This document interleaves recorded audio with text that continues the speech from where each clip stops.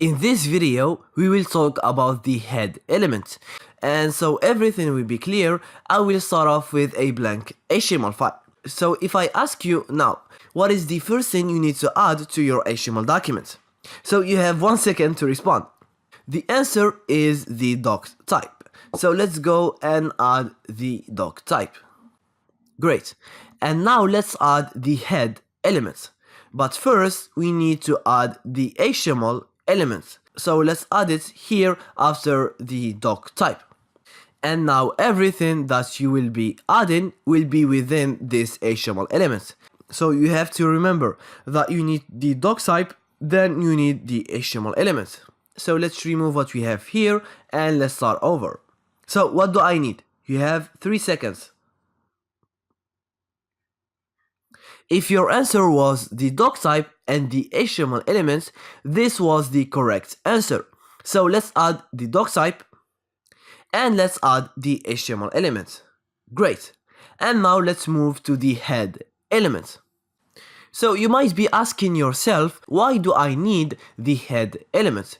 Well, the head element is a container for metadata, which means data about data. I'll be honest with you, this was a little bit confusing for me when I first started learning HTML.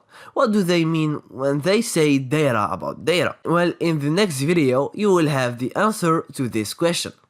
So let's go back to our discussion. The title element is one of the most common HTML elements that go inside the head element.